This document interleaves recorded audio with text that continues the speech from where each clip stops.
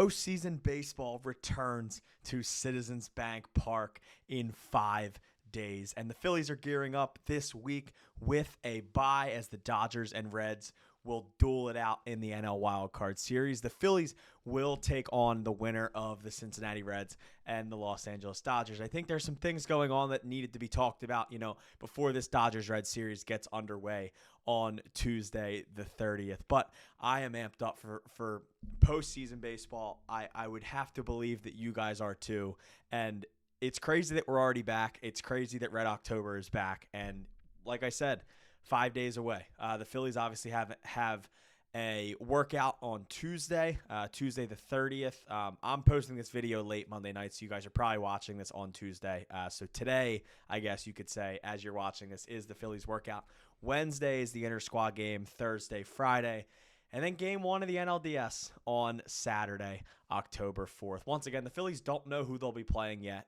They secured the bye. Them and the Brewers secured the bye in the National League. So the Phillies will await the Dodgers and the Reds series. Just a few quick notes on that I think are pretty important on the Phillies side, just to think about what could be coming for this team in October. The Dodgers will go with Blake Snell in Game 1. They will go with Yoshinobu Yamamoto in Game 2 and Shohei Ohtani in a potential Game 3 if the Dodgers series gets there with the Reds.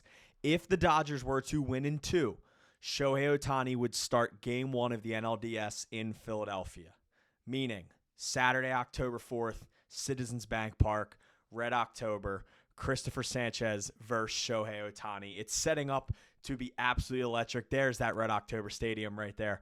It's set up to be an electric game on Saturday, if it were to be the Dodgers and if they were to win in 2. Either way, this is going to be an electric series, Dodgers or Reds. On the Reds side of things, Hunter Green will pitch Game 1 for the Reds.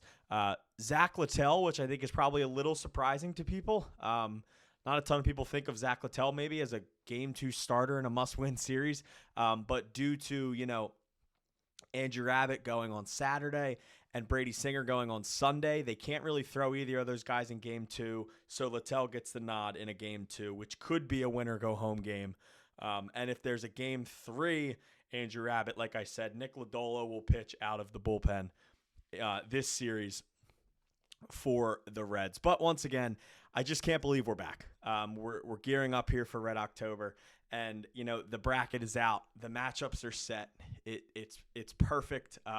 I think this bracket is set up to be one of the most electric playoffs we've had in a really long time, and I'm not just saying that because we're here. I think there's a lot of great matchups. Starting off on the left side of the bracket with Yankees-Red Sox. Could there be a possible better playoff series other than Yankees-Red Sox at Yankee Stadium? On top, obviously, the Tigers and the Guardians. But getting over to the National League side, obviously, we already covered the Dodgers and the Reds series. The winner of that series, the Phillies will play. Starting on Saturday, like I've already said a few times, Cubs-Padres is also going to be an electric offensive series as well. Winner of that series will play the Brewers. But I wanted to just kind of touch on Saturday because, we get caught up in everything and Phillies get the bye, and we'll watch the Dodgers and the Reds duel it out for hopefully 3 games. But it's going to feel a little weird on Saturday. Most years, the Phillies go out, and their first playoff game is Zack Wheeler on the bump. And obviously, that's not the case this year. Zack Wheeler goes down with surgery after the blood clot. But I wrote a big article up for Crossing Broad today, and honestly, it was one of my favorite articles that I've written in a while. Because I really wanted to highlight Christopher Sanchez and how he's earned every bit of this Game 1 start on Saturday. Christopher Sanchez will start for the Phillies on Saturday. This is kind of what I said today. It just, giving Sanchez his flowers and just talking about, the process that it took for Christopher Sanchez to get here.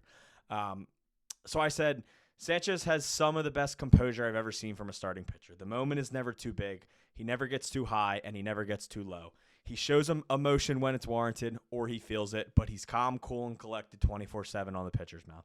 He dazzled in 2025. He finished the regular season with a 13-5 record with an 8 WAR.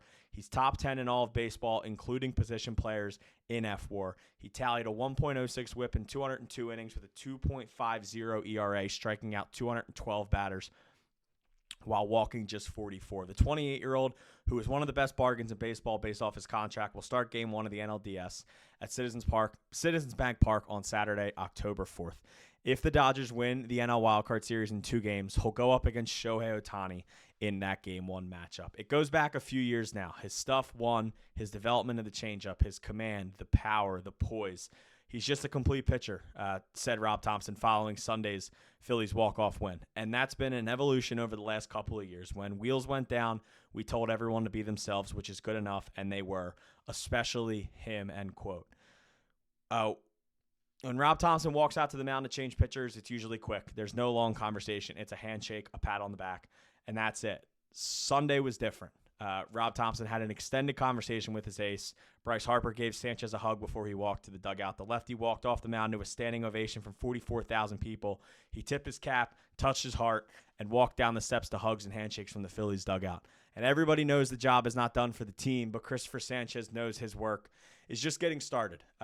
It's the year that Sanchez kind of puts everyone on notice. I think the Phillies fans know how good Christopher Sanchez is. I think the league is starting to get there. But I think people are going to start to realize this playoffs that Christopher Sanchez is one of the best pitchers in baseball. He's a top 10 pitcher in baseball. He's probably a top 3 pitcher in the National League. And it's just been an unbelievable season. He knows the job's not done. Everyone knows the job's not done. And once again, I do want to highlight that this is supposed to set up for a star-studded matchup. I think people are assuming the Dodgers win this NL Wildcard Series, and I think a lot of people are assuming the Dodgers win this series in 2.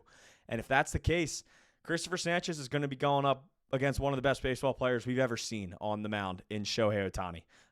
And I am freaking excited for it. Everyone knows how good Ohtani is. 14 starts this year, 2.87 ERA in 47 innings. Obviously, they limited his innings per start a little bit this year, the Dodgers, just to save the arm after the Tommy John surgery. But still a great pitcher. Flashed. He carved us up when we were in LA, the series that we clinched the National League East. But the Phillies have seen him recently. They're ready, and I think everyone's just ready for playoff baseball.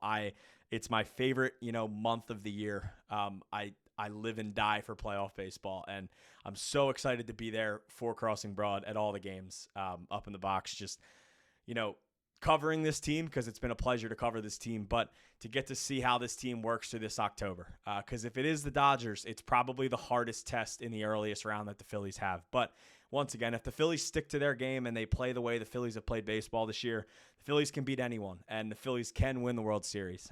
So that's just kind of the updates we have right now. Once again, Tuesday, Phillies have a workout. Wednesday, inter-squad game. I don't know if they're still selling tickets, but if you guys are interested, I know the inter-squad game, they were selling tickets for $10. You're able to go watch the Phillies play the Phillies basically on Wednesday night at 6 o'clock. All proceeds go to charity. So if you guys are interested and they're still selling tickets, I would head to probably Phillies.com or the Phillies Twitter or Instagram. They have links there. But it's going to be a pretty cool night Wednesday as the Phillies get ready and await who they will play in the NLDS at Citizens Bank Park starting on Saturday, October 4th. My name is Luke Arcaini. This has been the newest episode of Phillies Digest, and I will see you guys next time.